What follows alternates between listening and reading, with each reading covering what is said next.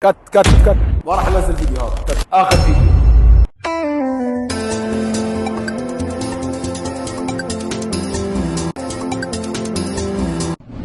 اول شيء السلام عليكم، هلا والله، كيف الحال؟ ان شاء الله تكونوا بالف خير. هذا الفيديو بنشره وما راح امسحه، وراح يكون اخر فيديو. لا امزح. اعرفكم بحالي، خلنا نجيب السي في. لا بلاش. انا جمال ناصر، السن 29 سنه، مقيم بالكويت.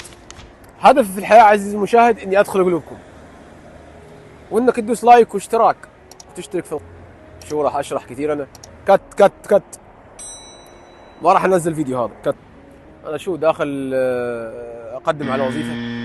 استغفر الله العظيم. وصلونا ل100,000 مشترك.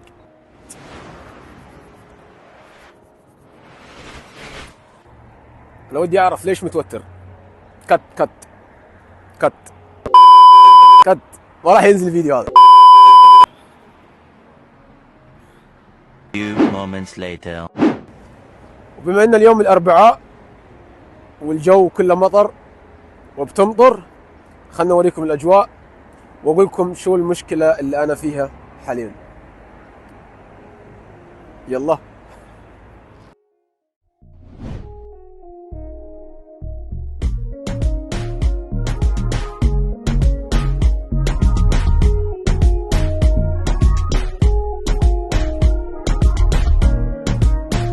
وهلا وقفت بس خلني اتصل على واحد صديق لي، اكلمه انه اقول له اليوم بسجل فيديو يوتيوب، انه يجي يساعدني ونطلع نتغدى.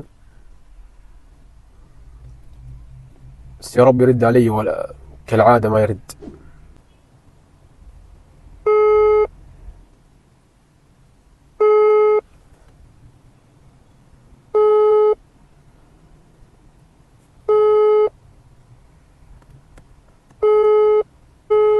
سحب علينا شكله، كالعاده كالعاده كالعاده. ما رد. يلا فات الغدا، شو اعمل له يعني؟ كنت حابب اني اغديه. يلا انا وحيد من يومي، بعرف حالي. خلنا نروح نتغدى، نكمل طريقنا وخلنا نروح نتغدى. اوريكم مطعم دايما بحب اني اكل منه واحكي لكم.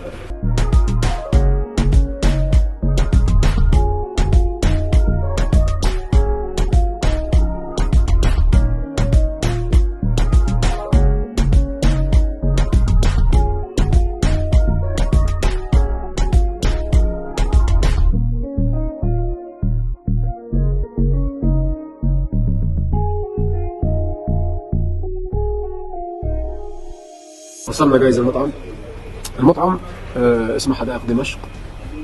حدائق دمشق. بحب دايما اكل عنده، بس عندهم المنيو. الوجبه اللي بحب اكلها هي الوجبه، بس دجاج على الفحم.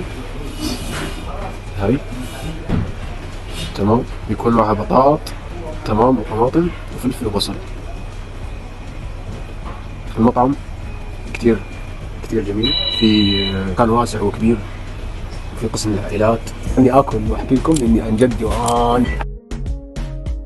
بس يا اخوان الاكل اول شيء نبلش بالشوربه. شوفوا لي الخبز، ما احلى، كثير طيب. هاي يلا بسم الله، نقول بسم الله.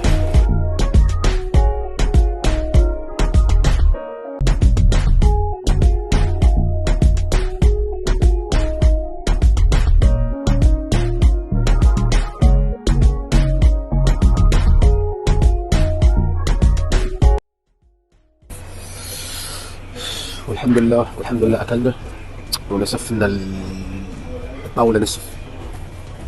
شوربه، توميه، طبق الفراخ، ما خلينا شيء. جوعان يا اخوان، جوعان. فجينا مرحله حاليا، مرحله التقييم. قيمه.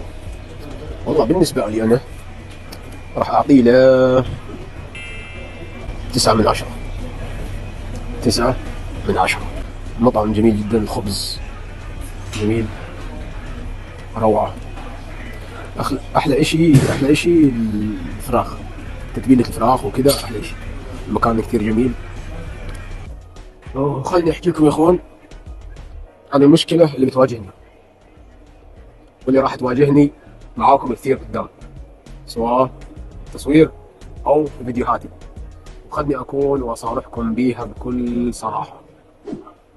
هو إني بستحي قدام الكاميرا إني أعبر أو إني أحكي.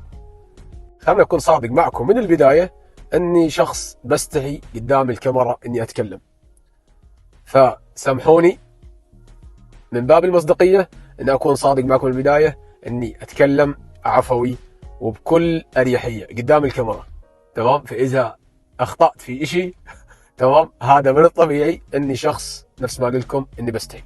فبعد الله سبحانه وتعالى ما عندي إلا الكاميرا، تمام، واللي قاعد يشوفني والناس اللي بتشترك في القناة. فبختم الفيديو واشوفكم بفيديو جديد. واللي حابب يطلع في الفيديو القادم يكتب تعليق اسفل الفيديو. سلام. تعال